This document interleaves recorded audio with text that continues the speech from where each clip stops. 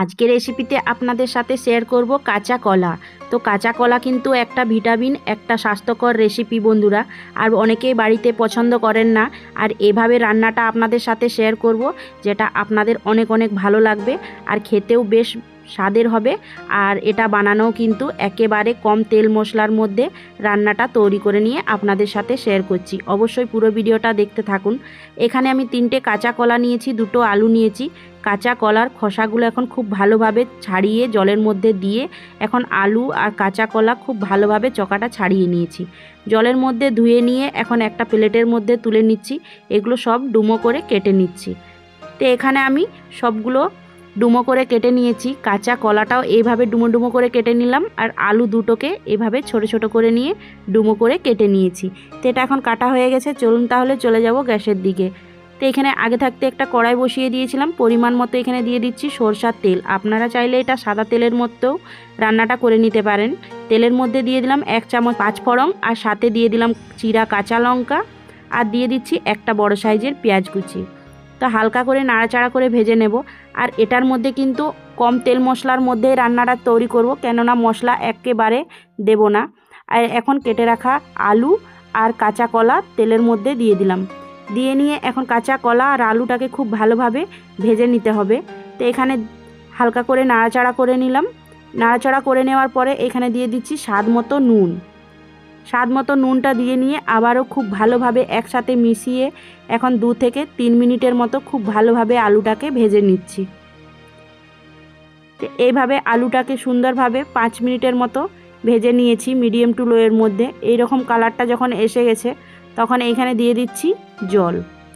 তো পরিমাণ মতো জল দিয়ে নিচ্ছি, কাঁচা কলা আর আলুটা যেমন ভালোভাবে সেদ্ধ হয়ে যায়। তো খুব ভালোভাবে আবারও নাড়াচাড়া করে নিয়ে 3 থেকে 4 মিনিটের মতো এখন ঢাকা দিয়ে ভালো করে সেদ্ধ করে নেব। এখন ঢাকা দিয়ে দিলাম 3 থেকে 4 মিনিটের জন্য। 3 থেকে 4 মিনিট পরে আবারও ঢাকনটা খুলে নিয়ে দেখে নিচ্ছি সব কিছু একসাথে খুব ভালোভাবে মিশে নিয়ে সেদ্ধ হয়েছে কিনা। তো এইখানে দেখতেই পাচ্ছেন বন্ধুরা, জলের ঘনত্বটা কমে গেছে আর আলু আর কাঁচা কলা খুব ভালোভাবে সেদ্ধ হয়ে গেছে। তো এটার মধ্যে এখন দিয়ে দিচ্ছি পোস্ত বাটা, কাঁচা লঙ্কা বাটা আর কাজু বাটা। দিয়ে নিয়ে আবারও খুব ভালোভাবে নাড়াচাড়া করে নেব। সব কিছু একসাথে মিশিয়ে নিচ্ছি। মিশিয়ে নেবার পরে এখানে খুব ভালোভাবে মেশানোটা হয়ে গেছে। তো এখানে দিয়ে দিচ্ছি উপর থেকে একটা বড় সাইজের টমেটো কুচি। টমেটো কুচিটা দিয়ে নিয়ে আবারও 2 মিনিটের জন্য ঢাকা দিয়ে দিলাম। 2 মিনিট পরে আবার ঢাকনটা খুলে নিয়ে দেখে নিচ্ছি। দেখে নেওয়ার পরে এখানে কিন্তু টমেটোগুলো অনেকটা পরিমাণ সেদ্ধ হয়ে গেছে। এইভাবে খুন্তির সাহায্যে আমি এখন কেটে নিচ্ছি। একটু ম্যাশ করে নিলে বেশ ভালো হয়, একসাথে খুব ভালোভাবে মিশে যাবে।